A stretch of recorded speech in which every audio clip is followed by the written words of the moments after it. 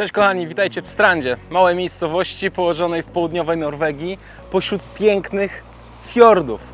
Wyobraźcie sobie, że zjechaliście tutaj najlepsi biegacze z całego świata, żeby wystartować w Golden Trail Series na dystansie 25 km. A ja tutaj przypłynąłem tym promem, który akurat jest po drugiej stronie, po to, żeby pobiec 100 km po tych niesamowicie dzikich górach, gdzie podobno nie ma wyznaczonych normalnych szlaków. Przyjechałem do Strandy na zaproszenie norweskiego Salomona. Wielkie dzięki za to. Jest to naprawdę niesamowicie. Norwegia jest krajem absolutnie obłędnym. Uwielbiam miejsca, gdzie góry spotykają się z wodą. To jest po prostu magiczne. Ja cię kręcę, jaki klimacik to jest. Nie rozpieszcza nas pogoda. Trasa już została zmieniona w stosunku do pierwotnych założeń. Nie odwiedzimy największego i najtrudniejszego szczytu tutaj, który nazywa się Slogen. I w związku z tym będzie troszeczkę łatwiej, no ale naprawdę warunki mają być takie, że będzie poniżej zera, więc organizatorzy się boją, że po prostu coś się uczestnikom stanie. Pomimo, że będzie ich bardzo niewielu, będzie 80 osób, ale ekipa jest bardzo międzynarodowa i zobaczymy, jak to wszystko się potoczy. Jestem tu po to, żeby Wam o tym opowiedzieć. Widzicie te kajaczki? No to miejsce jest dosyć znane z pływania kajakami pośród tych fiordów, to musi być naprawdę epickie. Także nie tylko się tutaj biega. Na pewno nie je się tutaj zbyt dobrze, bo to miejsce jest znane z szynki pochodzącej ze Strandy, Stranda Schinken, jak i również znajduje się tutaj fabryka najbardziej popularnej mrożonej pizzy, czyli Grandiozy.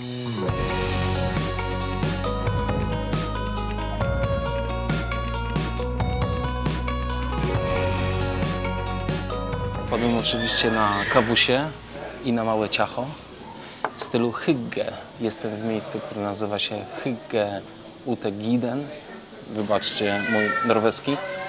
Hygge, jak prawdopodobnie wiecie, to jest taki styl życia Norwegów, Duńczyków, bazujący na tym, że lubią bardzo ciepełko, bycie razem, gdyż wiecie, co się dzieje u nich za oknem. No, pogoda ich nie rozpieszcza, więc gdy wracają do domu, włączają sobie ciepłe światło, odpalają kominek, zakładają grube skarpety, piją ciepłe trunki i spędzają miło czas, ładują energię, no bo na zewnątrz nieciekawie w tych krajach bywa.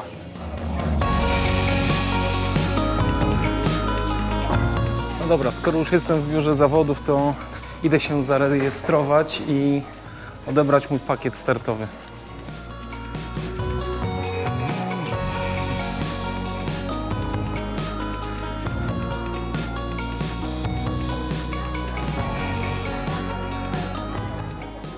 Bardzo przyjemne miejsce, cieplutko.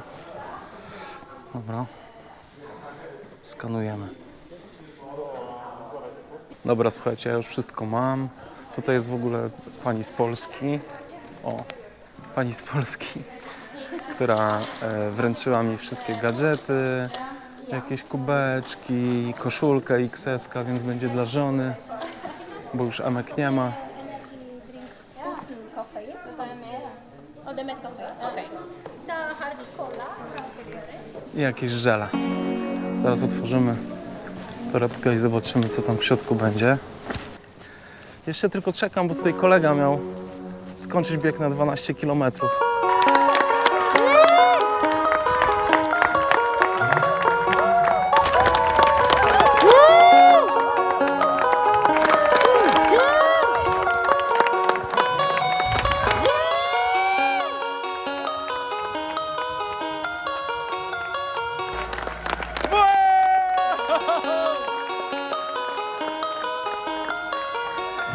Dawaj Seba, dawaj, dawaj! Sebastian Wawaj from Polen. No dobra, nie ma co odkładać opowieści o biegu 100-kilometrowym, zwłaszcza, że byłem go bardzo ciekaw. Co mnie czeka w tych górach? Dlaczego organizator daje na pokonanie 100 km aż 36 godzin? Dlaczego są 2 punkty z wyśrubowanym limitem? Dlaczego dopuszcza stosowanie pacera od 50 km? No i co może pójść nie tak? Na te wszystkie pytania miałem już całkiem niedługo poznać odpowiedzi, ale na razie musiałem się spakować i przygotować 2 przepaki. Pamiętając UTMR, wysmarowałem się dobrze, a najważniejszą rzeczą w drugim przepaku miał być duży powerbank, żeby podładować telefon, którym zamierzałem kręcić dla Was film. Dzień dobry kochani, witam Was serdecznie, skoro świt, 2 w nocy. Jestem na starcie. Gdzieś tutaj muszę przygarnąć tracker, słuchajcie. Wszyscy się... Jest ciepło, nie pada. O.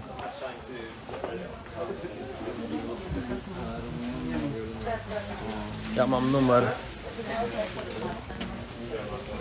1026. Szukam mojego trackera. Bardzo mało osób, słuchajcie, około 80. Jeszcze nie wiem, ile osób przyjdzie na start. W każdym razie powoli wyłażę.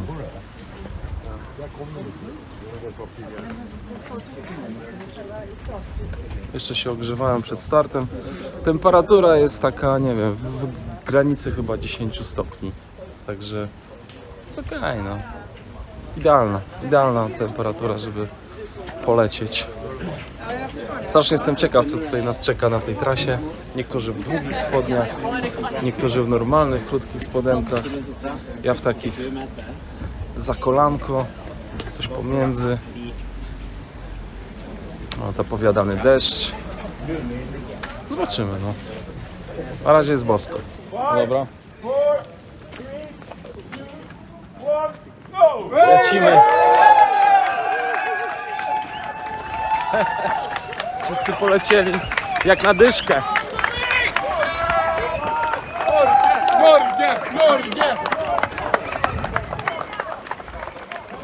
No to ruszam. Przede mną około 93 km i 7000 metrów przewyższenia po dzikim i trudnym terenie. Na 44 km muszę dotrzeć w 11 godzin, a na 73 km w 19 godzin. Jeśli mi się ta sztuka nie uda, nie mogę kontynuować wyścigu. W związku ze złą pogodą został wyłączony z trasy szczyt Slogan, który należy do bardzo technicznych, jak dla biegaczy oczywiście, wejść wspinaczkowych.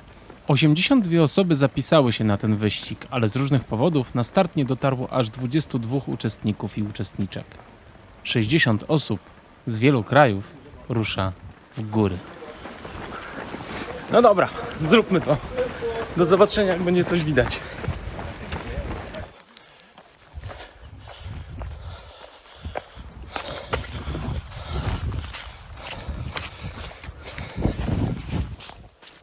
Cześć kochani, nie wiem, który kilometr. W każdym razie początek, pierwszy wspin i sporo błota, takie kładeczki jak widzieliście. Nie wiem, czy coś widzicie, ale tutaj dookoła piękne góry, piękne fiordy. Pierwsze mocne podejście za mną. Jestem na jakimś, nie wiem, 9 kilometrze chyba. Nie chce mi się sprawdzać teraz, ale widok za dnia niesamowity musi być tutaj. Jestem, słuchajcie, na pierwszym poważniejszym zbiegu. Się zaczęło mega konkretne błotko. Teraz wam pokażę.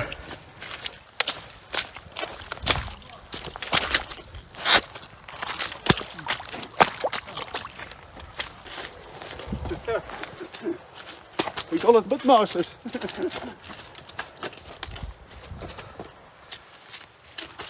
You okay? Ja.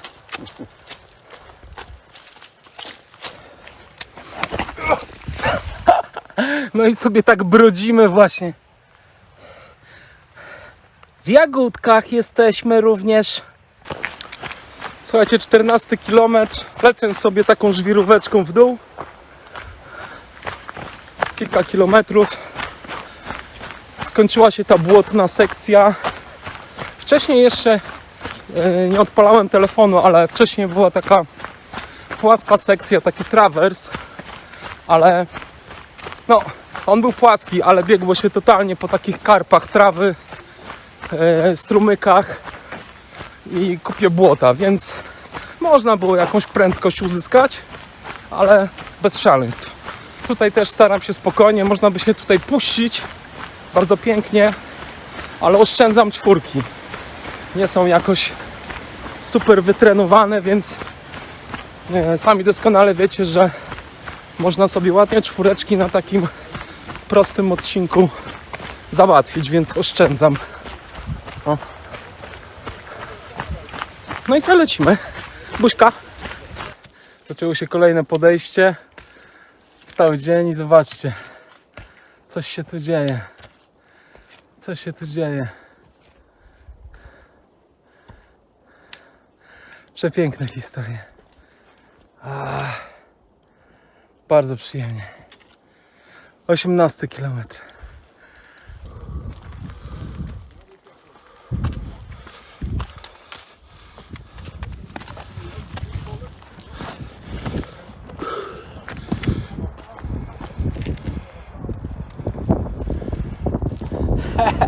Ale tu dobrze jest. Dobrze. Nawet nie pada jakoś strasznie. Ale tym z Goldena to ja nie zazdroszczę ścigać się po takich terenach. Już niedługo zaczynają ziomeczki.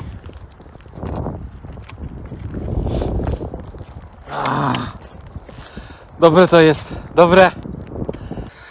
21,5 km. Punkt.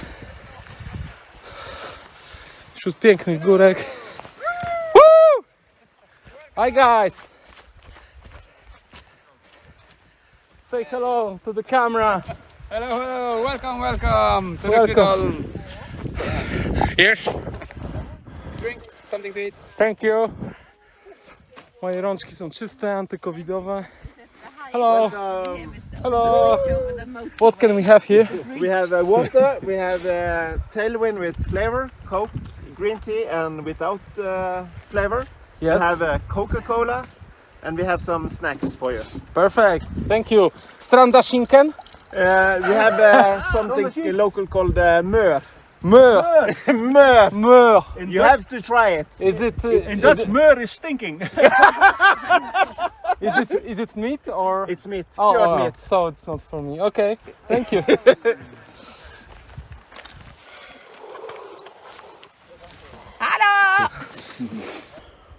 Teraz takie podejście ostre tutaj do góry. Mroczne. We mgłę. Na punkcie wyrzuciłem kamyki z buta. Coś tam zjadłem. Trochę czekolady. Wziąłem picie. Schowałem czołówkę. Takie rzeczy. O. A tam punkcik. No, także zabawa trwa. Słuchajcie, jest tu pięknie. Bardzo przyjemnie. Miało lać, straszyli strasznymi rzeczami. Jest chillowo. No jest takie błotko. Błotko jest. No to klasycznie co? Błota my nie znamy. Come on guys. Przeżyliście w tym roku burzę na śnieżniku. Przeżyjecie każdą Norwegię. Buźka. Zobaczcie, jaki miły ząbek mnie czeka. O, tutaj idziemy. Tra ta ta ta ta ta ta. Pim. Gdzieś tu. A za mną zobaczcie. Bło. Wyobrażacie sobie widoki tam z góry? No dobra. Spinam poślady i wchodzę. To jest podejście. A chcecie zobaczyć, co jest przyjemnie tutaj? Bum! W dół. Ta skałka ma bardzo przyjemną ekspozycję. Nasza trasa wiedzie tutaj. No tam kilkaset metrów w dół to raczej się leci. Nawet żadna skałka cię nie ogłuszy po drodze. Idę. I wszedłem na ten ząbek, ale patrzcie, trasa wiedzie tam wyżej, w tę mgłę. Oj, tam jest inna pogoda niż tutaj. Tam będzie zimno w chmurkach, ale na razie cieszmy się tym widoczkiem wesołym. O, pięknie jest. No dobra, a ja chyba Ubiorę zaraz rękawiczki, ponieważ zapewnie jakieś 100-200 metrów up będzie niezła ścinka temperaturowa. Zróbmy to.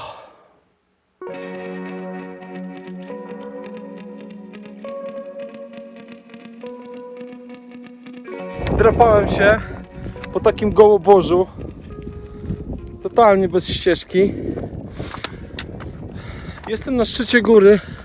Zaraz zobaczę, jak się nazywa, chociaż mój norweski pozostawia wiele do życzenia. Tutaj odhaczamy punkt i tą samą drogą trzeba wrócić na dół. Hello! What's the name of this peak?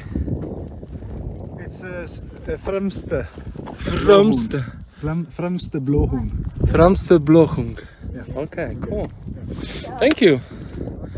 Oh, this is the point. Fremste Blåhund. Beautiful. 1478. Tu jeszcze jest takie wypłaszczenie. A tutaj, jak się możecie domyślać, kochani, tutaj, czekajcie, będę ostrożny. O, tutaj, tu się leci w dół. O, tam, prosto do mamusi. Tak, tak, na spotkanie z nieskończonością.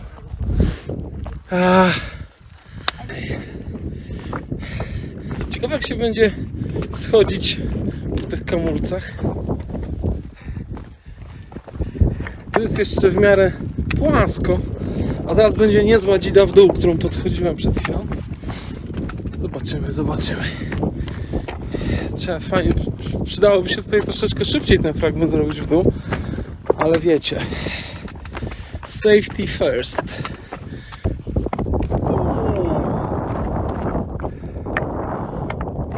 Ładnie. Pędzę, lecę. Pa! Zbiegłem z tej górki i teraz biegniemy do doliny taką łączką wesołą.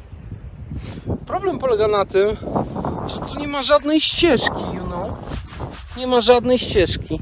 Tu się leci po takich karpach. O, tak się leci. Dziury cały czas. Raz miękko, raz twardo. Także, Także jest, nóżki się tutaj nie puści. Nóżki się tutaj nie puści.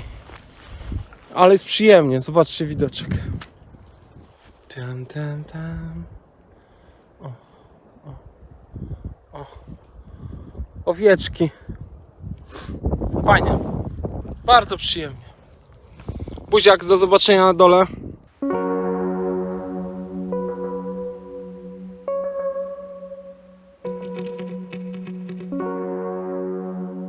I zbiegłem z góry. Już nie miałem czasu, nie chciałem za długo siedzieć w tym domku. Był punkt na 28 km. Tam na tym zbiegu w lesie się zrobiło strasznie błotniście i tam się troszeczkę ubrudziłem tym błotem, ale wszystko zgodnie z procedurami.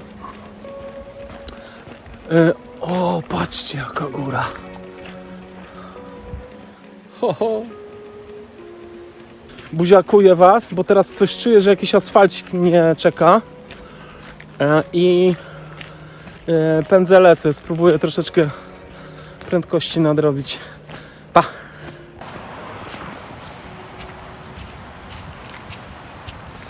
No dobra, kochani, było 9 km asfaltu, więc trochę szybkich kilometrów wpadło. A teraz aha, no dobra.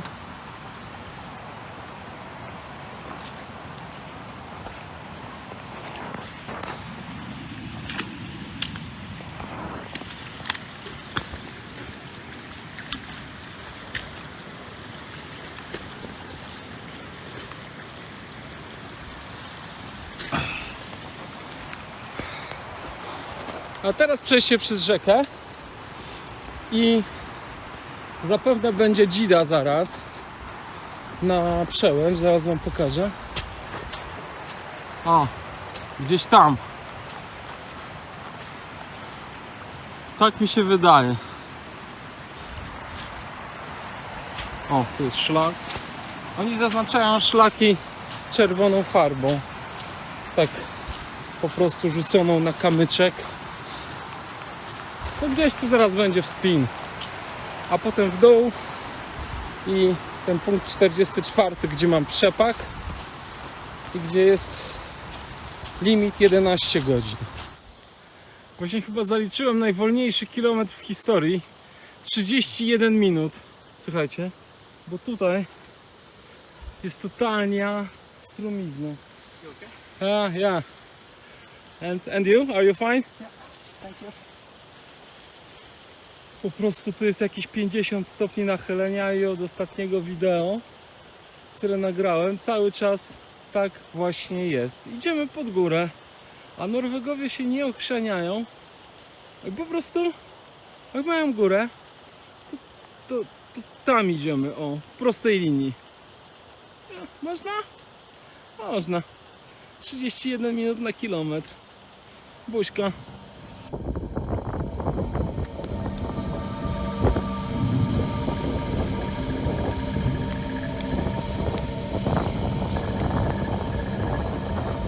Nie ma widoków, kochani. Ostatnio zostawiłem was, jak zrobiłem kilometr w 31 minut. Potem był drugi kilometr w 28 minut. Potem był trzeci kilometr w 29 minut. I dopiero teraz, po półtorej godzinie, jestem na szczycie, nie wiem jakim. No, diabolicznie ciężkie podejście. Zaczynam rozumieć ten limit 11 godzin na 44 kilometrze. Zaczynam złazić, bo spieszę się. Czekajcie, zobaczę ile czasu. Nie no, 9 godzin 20 minut. Powinienem zejść. No, lecę, mordy. Pa! Cześć, kochani. Udało mi się dotrzeć na 44 km w limicie. Pik! Wow. Mogę lecieć dalej. Jest pierwszy raz w życiu, słuchajcie, walczę o limit. Te góry są po prostu uber ciężkie. Hello! Hi guys! Good job. Thank you! Hello! Hello. Second time in a year. Oh no. Broken. Damn. Just to make it a little bit more interesting. Like it wasn't already, right?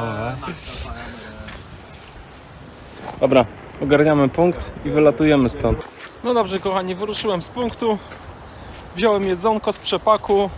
Zmieniłem skarpetki, które już są mokre, bo trzeba było przejść przez strumień. Czuję się ok, w ogóle nie ma tam żadnego umierania, tylko po prostu wszystko idzie bardzo powoli, bo to jest bardzo techniczny teren.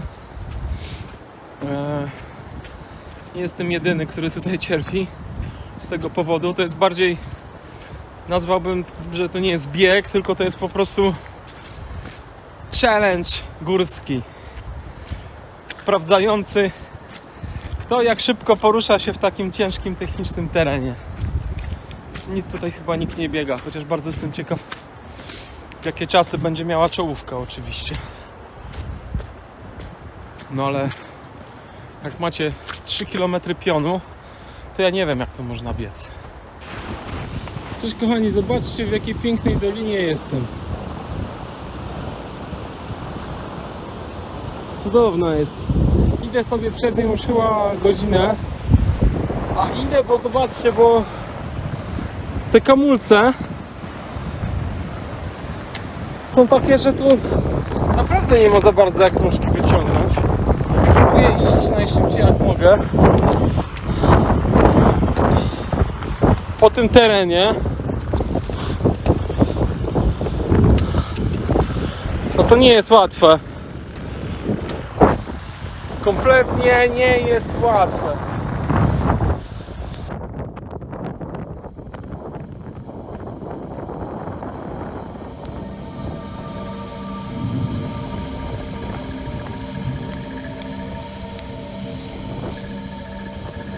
drodzy. Wyszedłem z tej dolinki. Cholernie trudny teren, było takie podejście. Wyszedłem na to podejście i dotarłem do takiej przełęczy, gdzie jest piękne jezioro zamarznięte. Ja też zamarzam, więc kończę. Piekielnie trudny teren, na serio. Szczała. Kochani, zobaczcie jak tu pięknie. Jest jakaś masakra. Obłęd. Przepiękne miejsce. Najchętniej bym się tu zatrzymał i pokontemplował pomimo temperatury. Ubrałbym się, napił herbatki. O, jest piękne. Ale teraz słuchajcie, jest taka ścieżka, którą można zbiegać, więc kończę i nadrabiam czas, bo ja nie wiem, czy ja się zmieszczę w limicie na kolejnym punkcie. Zobaczymy. Super trudny bieg. To znaczy super trudne góry. Buźka.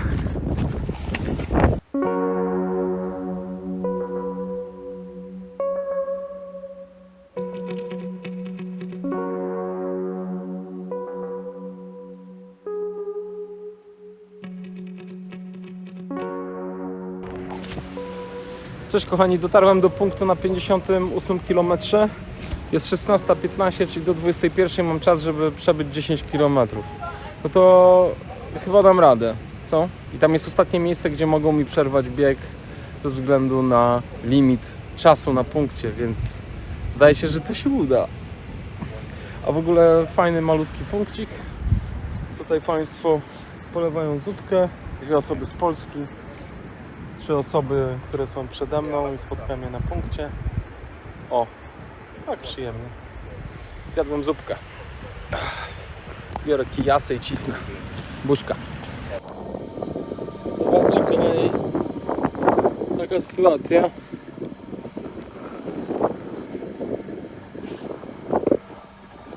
Szczerze to nie wiem, co z tym zrobić. Szukam jakichś śladów.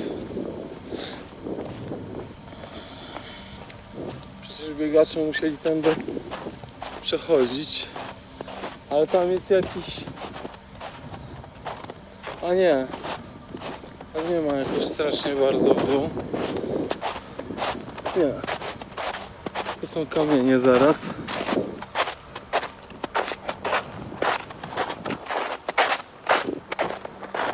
Dziwne.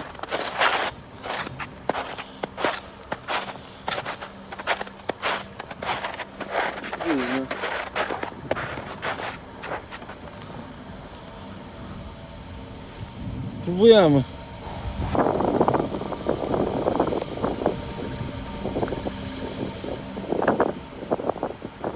Słuchajcie, nic nie widać, ale wyszedłem na taki płaskowyż. Tu jest zamarznięte jezioro. Totalnie magiczny klimat. Przed chwilą się przez strumień musiałem przedostać, gdzie było mało kamieni. Na szczęście udało się nie zamoczyć. Tam w dół dolina schodzi, którą wszedłem. Ja cię kręcę, jaki klimacik to jest. A teraz będziemy przez lód, przez śnieg. Nie no, spoko jest. Okej, stało się coś najdziwniejszego, co mnie spotkało na biegach ultra.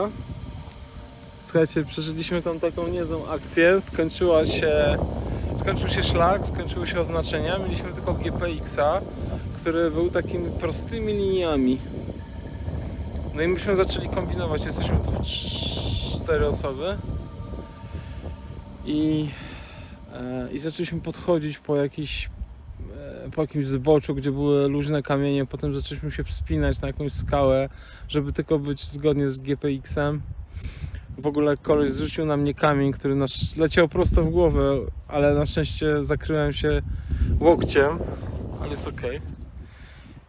A teraz doszliśmy, słuchajcie, do wielkiego lodowca i tu jeszcze przed chwilą była mgła, nic nie widzieliśmy. I nagle z tej mgły wychodzi jeden z organizatorów czy człowiek wysłany przez niego i mówi chodźcie w tę stronę, chodźcie w tę stronę. To wszystko było za mgłą teraz, co widzicie, ten piękny widok i my byliśmy w totalnym mleku. Guys, to jest szalone, to jest szalone wszystko. No cześć kochani, no to mamy tutaj piękny widoczek. Tutaj jest pan, który nam linę przerzucił. Chodzimy po tych lodowcach, chodzimy po kamieniach różno rzuconych. To jest po prostu... Dotarłem do punktu na 73 km 20 minut przed limitem. Zjadłem wegańską zupkę i skorzystałem z przepaku. Ubrałem na noc cieplejszą kurtkę, zmieniłem koszulkę, ale niestety powerbank, który wsadziłem do przepaku naładowany, rozładował się kompletnie. Pozostał mi jeden mały powerbank, którym naładowałem trochę zegarek, trochę telefon, dzięki czemu nagrałem dla Was ten ostatni klip. Cześć kochani, 74 km.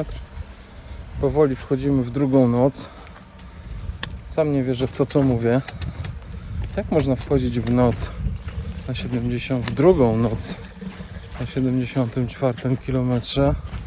No ale to jest właśnie to, o czym Stranda 100 jest. To jest jakaś taka wyrypa, jakich jeszcze nie doświadczyłem, kochani.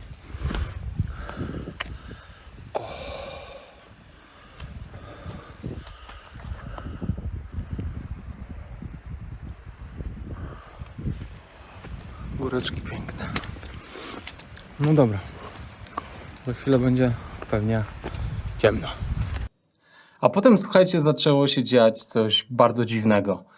Od początku podejścia, po 73 km, zacząłem ziewać. I gdy przeszliśmy przez przełęcz i zaczęliśmy schodzić takim bardzo ostrym i długim, diabolicznym zejściem po kamieniach i po błocie, to gdy skończyło się to zejście i zaczęło się kawałek prostego, ja zacząłem totalnie kiwać się na boki. Zaczęło strasznie mi się chcieć spać. Szliśmy wzdłuż drogi, taką ścieżką obok dużej drogi i tylko patrzyłem, szukałem krzaczków, gdzie by się tu położyć i przespać. Miałem ze sobą taki bivy bag, taką folię NRC w formie śpiworka, coś lepszego niż folia NRC, w którym mogłem się wrzucić siebie w tym bivy bag w krzaki i spróbować przekimać, ale zobaczyłem światła przed sobą. Zapomniałem, że między mną a metą jest jeszcze jeden punkt. Niestety ten punkt był. Dotarłem na ten punkt, owinąłem się folią NRC, chciałem się przespać u nich w kamperze, ale mi nie pozwolili. No więc owinąłem się folią NRC, zacząłem spać na krzesełku. Niestety to mi kompletnie nie wychodziło, wiało mi po nerach i patrzyłem na tą górę i tak sobie myślałem, kurczę, no strasznie mi się nie chce na ciebie wchodzić, moja droga góro. Ja już naprawdę w tym dniu przeżyłem wystarczająco dużo i sobie tak zacząłem myśleć, że chyba nie muszę kończyć tego biegu. No i taka trochę była prawda, no. Nie musiałem kończyć tego biegu. Ani moje ego tego nie wymagało, ani nie był to bieg kwalifikacyjny do żadnej ważnej dla mnie imprezy. Swoje zobaczyłem tego dnia, swoje przeżyłem i sobie pomyślałem, no dosyć. Byłem, słuchajcie, ostatni na tym biegu. Za mną już wszystkich odcięło. Więc moje siedzenie i odpoczywanie na tym punkcie to było też zmuszanie wolontariuszy, żeby siedzieli i czekali razem ze mną. Ja wiem, że to może głupio zabrzmi, ale ja osobiście mam z tym problem, dlatego ja nie lubię, jak ludzie na mnie czekają w żadnej formie w życiu i również odnosi się to do biegów. Także no niestety, obok mnie była droga, słuchajcie, mogłem wsiąść do samochodu, w ogóle był tam organizator biegu na tym punkcie, więc to była chwila wskoczyć do niego do samochodu i dojechać do Strandy w 10 minut. No i wybrałem tę drogę. Dostałem od Was wiele słów pocieszenia odnośnie tego DNF-a, ale powiem Wam szczerze, że ja nawet przez sekundę nie czułem się źle z tym, co się wydarzyło. To był mój drugi DNF w życiu.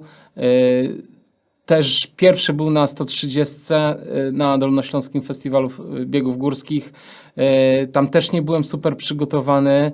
Chciałem po prostu wstać od komputera, bo siedziałem strasznie długo w pracy. Chciałem pojechać na bieg i spędzić noc w lesie. W momencie, gdy ta noc minęła, a ja byłem na 100 kilometrze, postanowiłem wrócić do domu, bo żona mogła po mnie przyjechać i mnie zabrać. Także no, mam taką lekcję, że ja, jak startuję w trudnych biegach, to muszę mieć wyższy cel. Celem nie może być tylko ukończenie. Dla mnie to zawsze się musi wiązać z czymś większym, żebym ja wiedział, że ten wysiłek to jest droga do czegoś, bo nie mam w sobie czegoś takiego, że ja muszę zawsze, za każdą cenę, za wszelką cenę ukończyć dany bieg. Jest mi to niepotrzebne do szczęścia. W momencie, jak się czuję usatysfakcjonowany tym, co zrobiłem, to nagle się okazuje, że nie muszę tego kończyć. No chyba, że właśnie ukończenie biegu daje mi szansę na pobiegnięcie w innych biegach, o których marzę. No i teraz jest pytanie. Do tej pory Stranda nie była moim marzeniem. A teraz?